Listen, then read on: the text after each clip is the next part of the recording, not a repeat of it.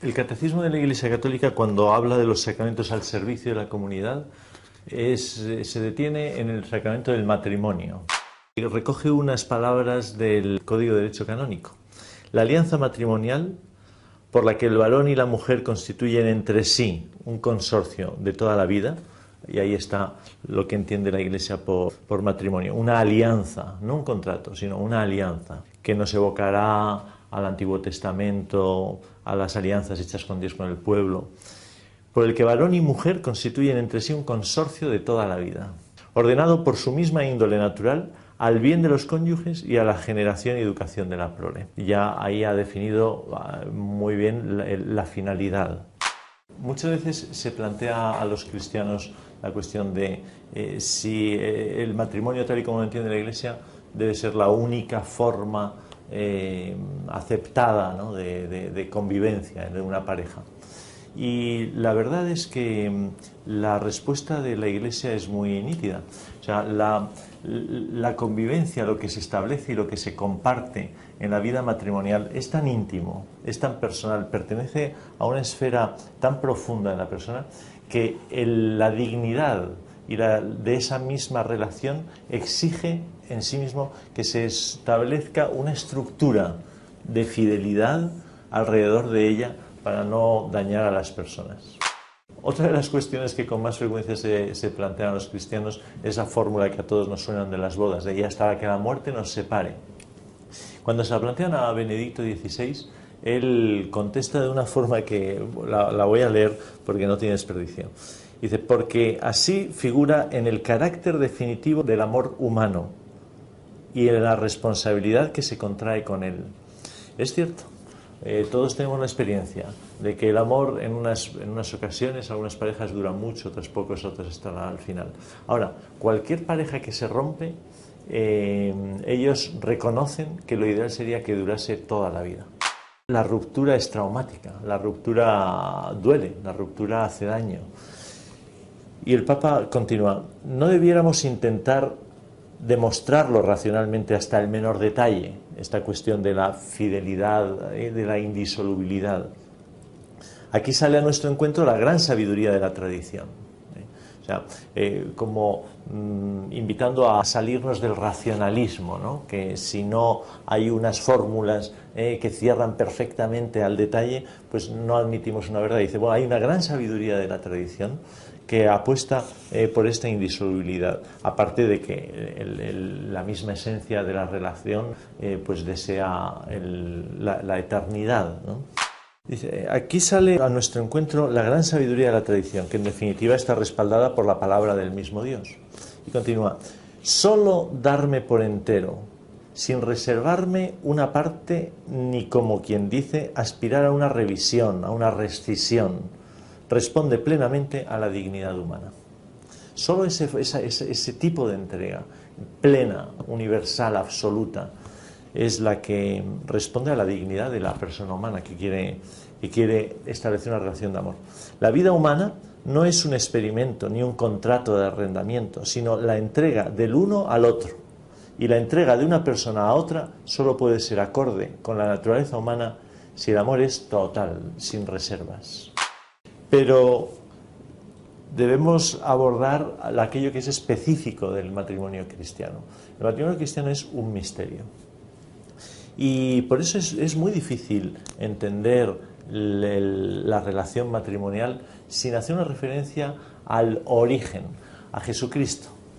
Da muchas luces. A Jesucristo, cada vez que le preguntan una cuestión o le plantean una cuestión matrimonial, él siempre se refiere a los orígenes. Ya sabéis que en el origen se dijo, ya sabéis.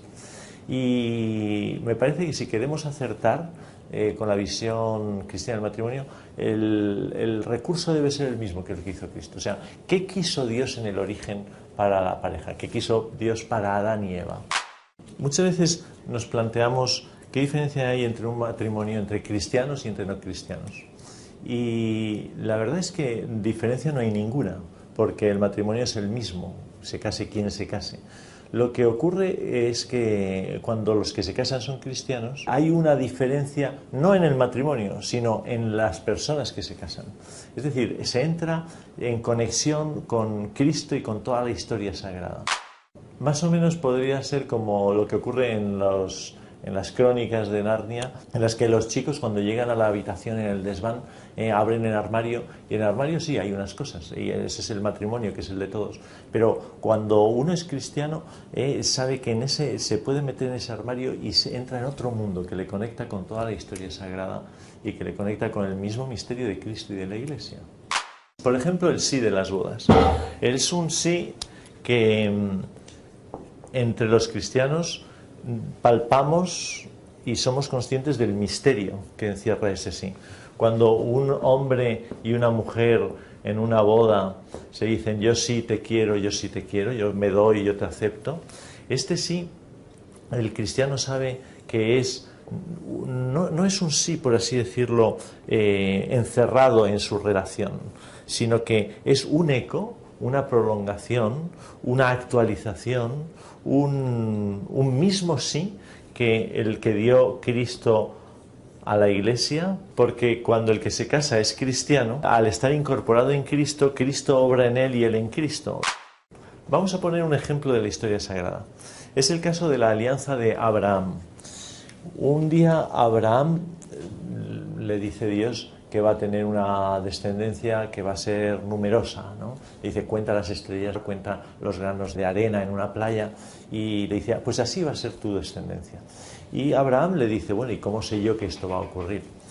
Y entonces Dios le dice, mira, coge unos animales, le dice, pues unos palomos, unos cabritos, no sé, pártelos por la mitad, sepáralos.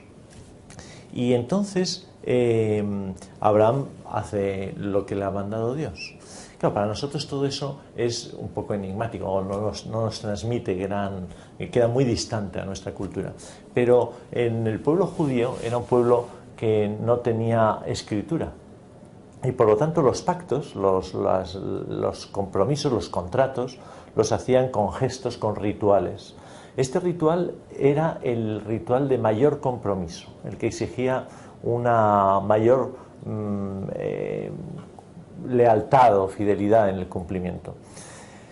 Una vez estaban partidos los animales, la persona debía pasar por las dos personas que contraían en ese momento, pasaban entre ellos. Y al pasar entre ellos, más o menos lo que venían a decir era la misma suerte que han corrido estos animales, que la corramos nosotros si faltamos al cumplimiento de lo que ahora mismo hemos hablado. Entonces Abraham, una vez ha obedecido y tiene los animales cuarteados, separados, tirados en tierra, entra en un profundo sueño, un sueño de los bíblicos, ¿no? Un sueño de nuestras siestas, no amodorrado. Y entonces en ese sueño él ve que un torbellino de tierra, de polvo, pasa entre aquellos animales descuartizados.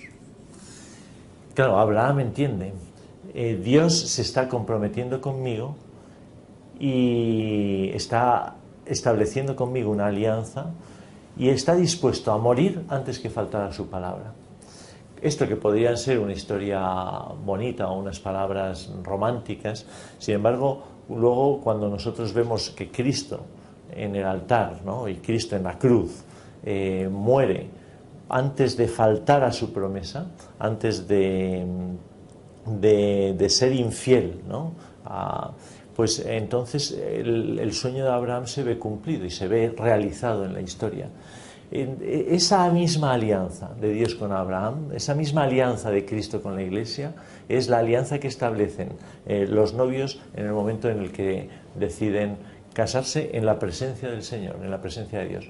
No es un contrato, es una alianza, y una alianza divina. Interesante cuestión, el noviazgo. ¿De qué se trata en el noviazgo? Importante no perder de vista que el noviazgo, podríamos decir, buscando una imagen, es un pasillo que me conduce hacia una sala de estar, hacia un lugar donde yo me voy a instalar. Y el lugar donde yo me voy a instalar es el matrimonio cristiano. A nadie se le ocurre instalar una mesa de comer en un pasillo. Esos son muebles propios de la sala de estar. El pasillo es un lugar de tránsito y por lo tanto nada de lo que se vive y del modo en que se vive es definitivo. Es una preparación, un dirigirme hacia un matrimonio que lo entiendo como matrimonio cristiano. Y por lo tanto, dependiendo a qué sala de estar yo me dirijo, voy por un pasillo o por otro. Si me dirijo al matrimonio cristiano, el pasillo lo recorro de acuerdo a las sugerencias y enseñanzas y consejos que me da la Iglesia. La Iglesia dice, el noviazgo cristiano es bueno que se viva de este modo. No es caprichoso, sino que es de acuerdo, que están de acuerdo al fin del matrimonio. Uno de los elementos que conviene que acompañen en este tránsito, ¿no? en esta vida de pasillo que es el noviazgo, es el de la desnudez, pero la desnudez del alma. Es decir, es un tiempo en el que conviene desnudar la propia alma progresivamente, el uno al otro y el otro al uno. Ese alma que ha tenido heridas, que ha tenido sus enfermedades, que tiene sus ilusiones, que tiene sus complejidades, para poder vivir el matrimonio y que la desnudez física sea resultado, sea consecuencia, sea continuación de una desnudez previa que es la del alma, un conocimiento no puede ser pleno, pero lo más amplio y lo más sincero, lo más relajado, lo más desinhibido y siempre sin miedo. O sea, poder abrir al otro sin miedo a que me hiera. Un noviazgo bien vivido lleva a un matrimonio maduro.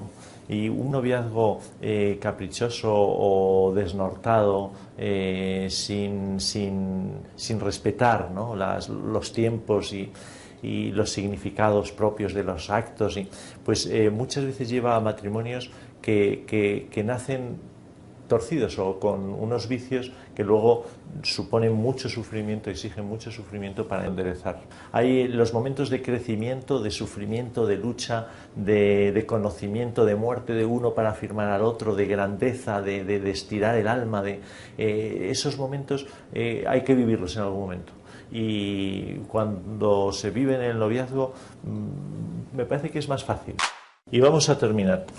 Cuando se habla del matrimonio cristiano, yo creo que vale la pena decir lo siguiente. La gran conversión que hubo de toda Europa, de Occidente, al cristianismo, uno de los puntos fuertes de lo que ayudó al mundo pagano a abrirse al cristianismo fue la belleza de la vida de los matrimonios cristianos, la belleza de la familia cristiana. Y yo creo que hoy todavía lo podemos confirmar. Cuando alguien encuentra un matrimonio que vive de acuerdo con la fe, cuando encontramos familias cristianas, la alegría, la vida, el respeto, todo lo que allí se respira tiene una fuerza que es la presencia divina del mismo Dios encarnado en la sociedad.